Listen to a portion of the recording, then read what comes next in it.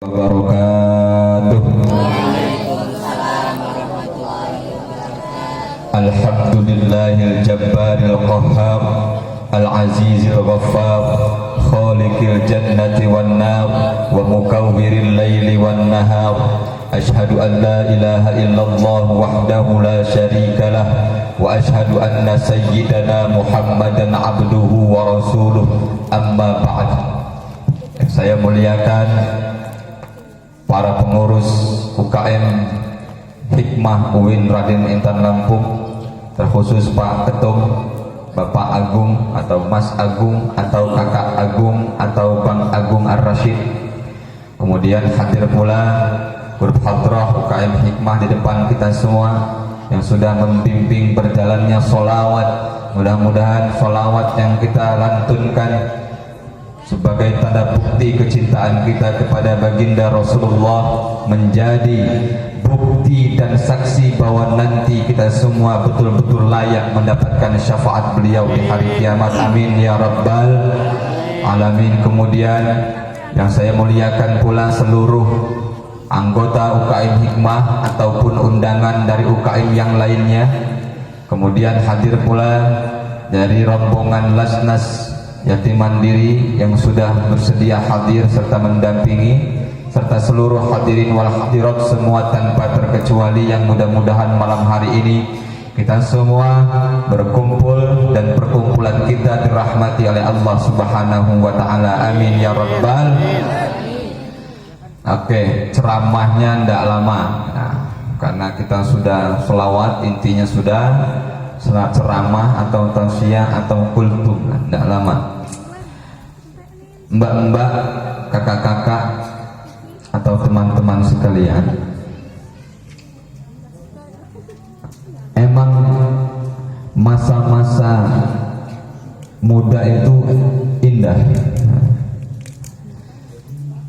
Usia-usia mbak sekalian sebagai mahasiswa atau mahasiswi, kakaknya, itu adalah usia-usia produktif,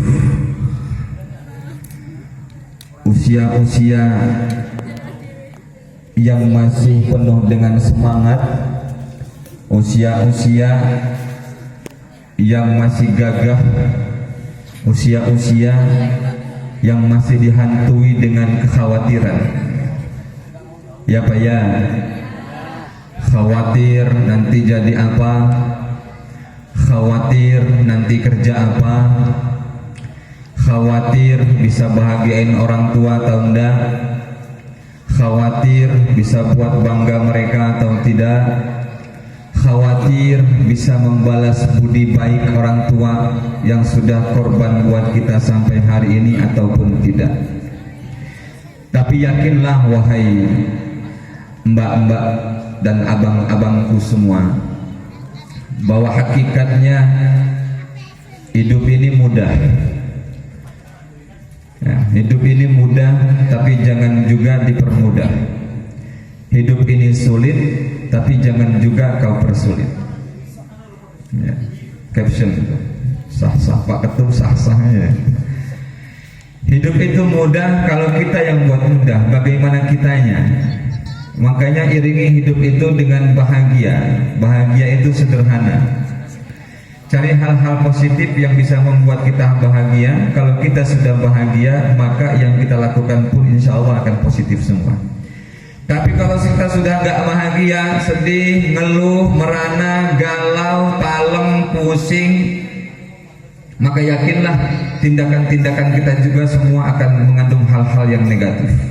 Inilah pentingnya pondasi iman, pondasi takwa, pondasi nilai-nilai agama.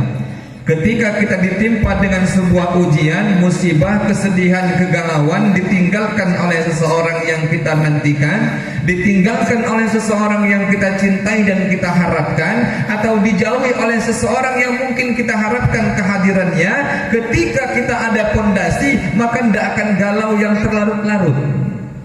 Karena kita punya Allah. Mbak pernah ngerasa nggak punya duit sama sekali? Pernah. Sering. Banyakan nggak punya duitnya atau banyak duitnya? Kasihan amat ya. Perasaan saya nggak pernah, walaupun lagi sempit nggak pernah kosong dompet itu, ada aja. Tapi semenjak nikah, kalau belum nikah emang begitu, banyak bokeknya. Makanya cepat-cepat selesaikan kuliah, jangan nunggu dapat kerja. Kalau kira-kira sudah siap, menikahlah. Nggak ada yang mau, kasihan juga. Sebetulnya bukan nggak ada yang mau, tapi menutup diri. Bukalah dirimu. Jika ada laki-laki yang datang menghampirimu, menyatakan kesanggupan dan kesiapan, jangan lagi lihat kerjaannya apa. Kupinang kau dengan cinta. Kupinang kau dengan bismillah. Insyaallah man tazawwaj waja wakafa. Siapa yang menikah Allah cukupkan. Ya, seperti yang saya alami dan rekan-rekan semua yang sudah berkeluarga, walaupun tidak berlebih, tapi setidaknya semua kebutuhan ada. Tapi itu jenjang nanti. Kalau sekarang kan masih semester 5, semester 6, semester 7, selesaikan dulu. Nanti kalau belum selesai, agak riweuh, ujung-ujungnya nanti nggak beres. Selesaikanlah segera. Kalau sudah selesai, bisa melangkah kepada jenjang kehidupan yang selanjutnya. Yang kata kita, kalau sekarang mbak-mbak lihat bahagia betul orang nikah itu, iya kan? Yang dilihat yang bahagianya aja. Ya. Padahal sebetulnya kehidupan itu, kehidupan nanti yang mbak khawatirkan itu ibarat begini. Ibarat mbak itu kalau mau naik ke gunung atau mau berenang di laut. Banyak orang ketika galau pengen refreshing, kita naik gunung, jalan mendaki puncak, gemilang cahaya, gitu kan. Sampai ke puncak dia buat tenda, dia menginap, dia nikmati suasana dan pemandangan, bersendau gurau bersama teman, udah hilang stresnya. Turun dari puncak capek, stres lagi. Nah, ketika seseorang itu mau naik puncak, itu kalau nggak ada bekal dan persiapan, mbak, mohon maaf, bisa bahaya. Kok bisa begitu? Saya dulu pernah naik gunung, minyak tanah ketinggalan. Zaman dulu masih pakai minyak tanah. Minyak tanah sendirian ketinggalan di bawah, lah sampai atas bingung. Artinya untuk menuju puncak itu mesti ada bekal. Apa bekal? Kalau kira-kira mau bermalam, butuh lampu pencahayaan, butuh perbekalan makanan, butuh minuman, butuh tempat untuk beristirahat, atau kita bawa alat-alat untuk istirahat, sehingga ketika sampai ke atas baru bahagia yang kita rasakan. Sama seperti kehidupan yang Mbak khawatirkan sekarang. Kalau tidak dipersiapkan bekalnya dengan sungguh-sungguh, yakinlah bakal sengsara juga nanti. Bukan mendoakan. Artinya sekarang prosesnya nikmati, siapkan bekal yang cukup untuk menghadapi kehidupan yang akan datang. Jangan cuman leha-leha doang. Ntar mah gimana nanti aja. Betul, gimana nanti saja, tapi semua membutuhkan sebuah persiapan. Dan ingat, di rumah, di kampung, bagi yang dari kampung, bagi perantau, ada sosok orang tua yang menunggu kebahagiaan dan keberhasilan kalian. Belum dapat kerja kita itu, baru wisuda doang, udah senangnya luar biasa. Itu foto wisuda dipajang gede-gede di rumah, padahal pengangguran. Nah iya, artinya kebahagiaan mereka berdua itu adalah kunci semuanya, mbak. Kebahagiaan kedua orang tua kita itu adalah kunci semuanya. Saya berharap setelah saya ngisi nggak lama malam ini, terlintas dan terbesit di benak mbak dan abang-abang sekalian, ada niatan untuk mulai nanti kalau ketemu sama orang tuanya, dudukkan orang tuanya, cuci kaki kedua orang tuanya. Bagi yang sudah pernah, alhamdulillah, teruskan. Bagi yang belum, lakukan. Ada yang sudah pernah? Ada yang sudah? Nah, kalau sudah, teruskan. Kalau belum, coba. Nah, yang belum ditantangannya luar biasa. Saya cerita dikit. Saya waktu mau nikah disarankan hal yang sama. Karena nikah nggak ada duit. Nikah nggak ada duit, nggak ada tabungan. Bismillah melangkah. minta doa orang tua, saya dudukkan mereka. Tapi proses saya sampai berhasil mencuci kaki kedua orang tua itu 1 minggu lamanya. Setiap malam saya sudah menyiapkan air di dalam nampan, tapi endingnya saya tumpahkan lagi. Kenapa? Nggak berani ngomongnya, alias gengsi, ego. Masa muda itu masih sangat tinggi. Nah, kalau sudah bisa menaklukkan itu, insya Allah nanti kalau ketemu masa-masa sulit, lagi nyusun skripsi, pembimbingnya mungkin agak killer, agak susah, lakukan itu. Insya Allah dipermudah. Amin Allahumma amin. Hadirin yang dimuliakan oleh Allah Subhanahu wa Ta'ala, saya tahu bahwa panitia ini sudah lelah semua. Sampai Pak Ketum tadi ngaji dan tidak ada suara lagi, padahal juara provinsi. Ya. Kemarin mamanya sudah diumrohkan sama beliau. Masya Allah, mamanya diumrohkan sama itu Bang Agung itu, baru pulang kemarin.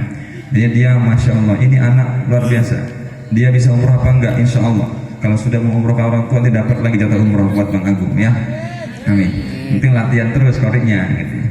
Nah, saya ini mewakili sebetulnya. Kenapa kok backgroundnya ada dai yatim mandiri? Kenapa dai yatim mandiri? Bukan dai-nya yatim, bukan. Ya memang yatim ya, memang. Hakikatnya gitu. Tapi saya mewakili. Kami ini adalah sebuah lembaga yang memang tujuannya adalah untuk umat. Untuk umat. Saya baru bergabung, tapi saya senang dan bahagia. Ingat Mbak, kalau orientasi kita melakukan sesuatu itu adalah untuk ekonomi, untuk duit, maka yakinlah orientasi otak kita udah nggak beres, niatnya salah dan duit nggak dapat. Tapi kalau orientasinya adalah untuk memberikan maslahat dan manfaat untuk orang banyak, maka yakinlah di luar dugaan kita akan Allah berikan kepada kita. Wa may yattaqillaha yaj'al lahu makhraja. Siapa yang bertakwa kepada Allah, maka Allah berikan jalan keluar dari setiap permasalahannya. Ini ayat 1000 dinar dikenal, bisa diamalkan. Wa may yattaqillaha yaj'al lahu makhraja wa yarzuqhu min haitsu la yahtasib wa may yatawakkal 'ala Allah fa huwa hasbuh innallaha balighu amrihi qad ja'ala Allahu likulli syai'in qadra. Siapa yang punya masalah, nanti Allah kasih jalan keluar. Masalah rezeki, Allah kasih dia rezeki dari arah yang tidak dia sangka-sangka. Pernah nggak Mbak ngerasa kerja nggak dapat duit, kapan lagi tidur ada yang nganterin duit? Kerja nggak dapat, kapan lagi santai di rumah ada yang ngasih makanan? Pernah enggak? Kalau pernah alhamdulillah, kalau belum nanti suatu saat akan merasakan. Artinya kita kerja keras di tempat A belum tentu kita dapatkan apa yang kita harapkan.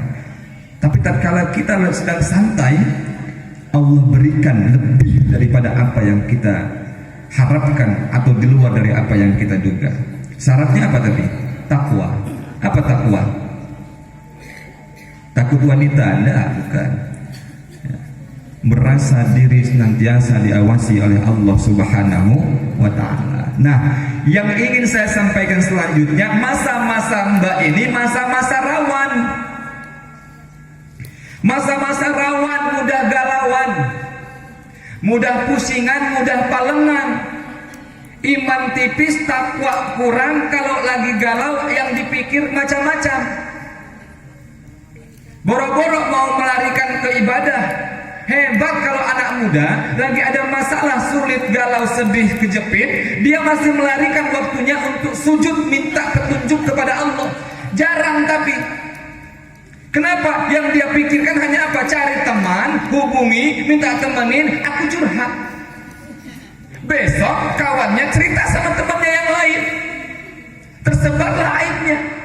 Bukan orang yang menyebarkan, dia sendiri yang menyebarkan aibnya. Makanya tempat ngadu, Mbak, ini saya sampaikan kalau lagi ada problem ke Allah. Agak lebay memang kalau ngomong sama anak muda masalah Allah tuh. Agak geli-geli gimana gitu. Karena belum nyadar, artinya belum merasakan itu gitu.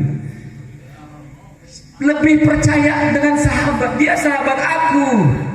Selama ini dia temanku, tidak mungkin dia aneh-aneh. Aku nggak tenang kalau nggak curhat sama dia. Salah. Itu syirik kecil tuh udah. Tanpa kita sadar.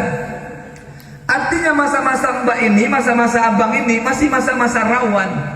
Maka banyak saling mengingatkan, banyak saling rangkul. Apalagi sekarang pergaulan mantap betul.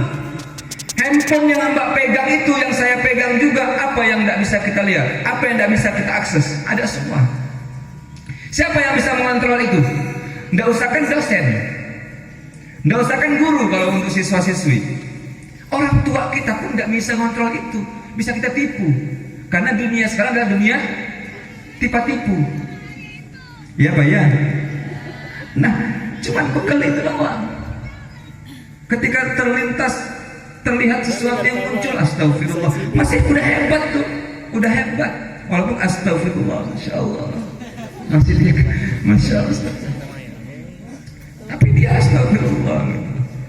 Abang-abang yang hadroh pakai peci, pakai baju koko, pakai sarung, ada mbak-mbak lewat, pakai seksi, semok, gebo, you can see my ketek, you can see my udel, you can see my paha, you can see my betis, misalnya apa? Kapan dia lewat, nggak mungkin dah lihat, iya kan? Loh, pasti kelihatan, emang buta? Iya pasti kelihatan. Cuman tak kala kita lihat itu cepat dialihkan. Astagfirullah. Walaupun nanti jalan lagi, maling-maling dikit. Pandangan pertama untukmu, pandangan kedua darimu. Pandangan pertama rezeki, pandangan kedua udah nafsu, dosa. Makanya kalau pandang jangan ngedip, supaya dianggap pandangan pertama terus. Bawa lidi. Oh enggak, solasiban, pandang pelototin sana. Ya, astagfirullah. Jadi masa muda kita ini Bang, saya juga pernah muda, walaupun sekarang kita masih muda loh ya. Kita masih muda. Saya istri baru 1 ya. Tadi saya saya bawa loh istri saya. Mana tadi? Lagi ini boboin si yang kecil yang 3. Anak saya baru 3 dari yang 1 ya. Mau 2 tanda, ya belum terlintas. Kalau dia nawarin gimana? Belakang layar. Saya suruh lobby istri saya, boleh enggak sama dia? Kalau boleh, lanjut. Kalau kata dia jangan, saya enggak. Loh kenapa? Suami takut istri dong? Enggak. Saya enggak takut sama istri. Saya berani, cuman dia lebih berani. Makanya, nah, hadirin yang dimuliakan oleh Allah Subhanahu wa taala. Oleh karena itu, pada malam hari ini saya bersyukur sekali. Senang saya masuk ke dunia mahasiswa karena pernah mengalami jadi mahasiswa. Karena dunia remaja itu dunia yang perlu banyak diceramahi, walaupun dia kesal, walaupun dia tidak suka. Saya yakin banyak tidak suka kalau diceramahi, apalagi lagi pusing diceramahin, pengen nabok aja. Karena ada dalam sebuah riwayat itu ibu-ibu zaman Rasulullah, dia cuma punya anak 1, sudah ditinggal oleh suaminya yang mati syahid. Anaknya juga meninggal. Ibu ini mati nangis tersungkur, dia terseduh-seduh saking sayang sama anak. Anaknya meninggal. Di atas makam anaknya dia menangis sampai memeluk kuburannya. Datang seorang pria lewat, dia ngomong gini, apa kata pria ini? Bu, sabar. Apa katanya ibu? Kamu so tahu, kamu sabar. Kamu gak tahu rasanya saya tinggal anak. Sayang betul sama anak saya ini. Kamu tinggal ngomong sabar, gampang ngomongnya. Pergi ini pria. Datang pria yang lain, Bu, tahu nggak tadi yang lewat siapa? Saya tidak tahu siapa yang lewat. Yang penting saya nggak senang dia ngomong begitu. Itu yang ngomong Rasulullah Muhammad SAW. Wah, menyesal ini wanita. Dia berlari mengejar, langsung berangkat pulang menuju ke rumah Rasulullah. Dia sampaikan, mohon maaf wahai Rasulullah, tidak apa-apa kata Rasul. Tapi ingat ibu, satu hal yang mesti dilakukan oleh orang yang terkena musibah adalah sabar. Jadi kalau ada kawan datang, mbak lagi sedih, lagi nangis, dia tepuk pundak, dia bilang sabar ya, jangan marah. Yang penting benar nadanya dan benar ekspresinya. Jangan sabar ya, jangan begitu, itu meledek namanya. Tidak boleh. Ya. Jadi mbak, saya senang sekali acara seperti ini memang harus selalu ada. Makanya UKM Hikmah saya eksis lah, UKM Hikmah eksis. Setiap tahun ada, cuma karena kemarin terbentur oleh Covid, bukan cuma hikmah, tapi semua. Nah sekarang mulai diadakan lagi, mulai bangkit lagi giroh jiwa seni Islamnya. Jadi teruskan, in ahsantum li anfusikum. Kalau kalian berbuat baik, maka kebaikan itu adalah untuk diri kalian sendiri, artinya untuk kita sendiri. Wa in asabtum falaha. Tapi kalau kita berbuat buruk, maka yakinlah keburukan itu justru akan mengarah kepada diri kita sendiri. Jadi jangan pernah bosan untuk berbuat baik. Ada yang bosan berbuat baik? Ada yang pernah kesal berbuat baik? Ada yang malas berbuat baik? Pasti ada. Kenapa? Terkadang kita udah baik, dia nggak tahu diri. Dia dikasih hati minta jantung kalau kata orang tua. Dibaikin malah melunjak. Akhirnya kita jadi malas berbuat baik. Ini kesalahan kita orang banyak. Ketika berbuat baik nggak dapat balasan baik dari orang tersebut, akhirnya kita berhenti berbuat baik. Salah. Teruskan kebaikannya.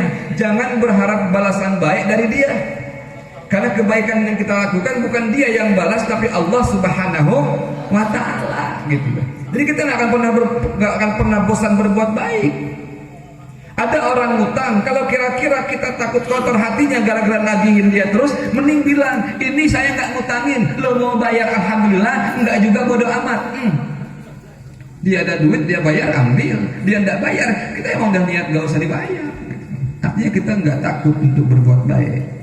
Jadi mbak-mbakku sekalian, jangan agak geli-geli gitu mendengar nasihat seperti ini. Teruslah berbuat baik, lakukan kebaikan-kebaikan, mesti itu sederhana, mesti itu kecil. Insya Allah itu akan berbuat baik untuk diri kita sendiri. Nah, tadi kan ada penggalangan, ada donasi. Itu sebenarnya mohon maaf, tujuannya adalah untuk kebaikan. Ya, itu memang kita betul akan. Insya Allah Lasnas Yatim Mandiri akan betul-betul menyampaikan sesuai dengan amanah umat. Sampaikan sudah amanah umat, dan semua lembaga Lasnas yang lain sama, kerjanya sama, tujuannya sama, niat baiknya sama. Jadi semua melakukan hal yang sama. Mudah-mudahan bisa bermanfaat dan memberikan maslahat untuk orang banyak. Amin ya rabbal alamin. Doa saya yang terbaik adalah untuk UKM Hikmah. Teruskan, nanti siapapun ketumnya, saya berharap siapapun ketumnya jangan putus silaturahim, ya, silaturahim sama kami. Ya, karena kita akan mengembangkan dakwah bersama-sama, collaboration, bahasa kerennya itu kan. Kita berkolaborasi, memberikan manfaat, berdakwah untuk umat. Kalau di ini kan ada, mohon maaf, ada sarhilnya, ada koriknya, ya, apalagi di Hikmah, ada tahfizul Qur'annya, ada para hafizah, terus ada nasyidnya. Dan ini adalah bagian daripada seni-seni dakwah. Ini kalau nggak diterjunkan ke masyarakat, sayang. Hanya dipendem aja, buat apa? Terjunkan ke masyarakat, jadi maslahat, itu jadi kebaikan buat kita semua. Tim hadrohnya udah mantul. Nanti tim hadroh kalau memang berkenan, nanti ya tampil-tampil bareng kita. Kita bawa ke planet lain, gitu kan? Iya, iya. Kita dakwahnya jangan sekedar maksudnya di planet UIN, gitu kan? Di planet lain juga kita dakwah nanti. Ya, masalah yang lain-lain itu yakinlah Allah siapkan. Tapi jangan geli ya, yakinlah Allah siapkan. Mbak pernah nantang Allah nggak sih? Ya Allah, gue tantang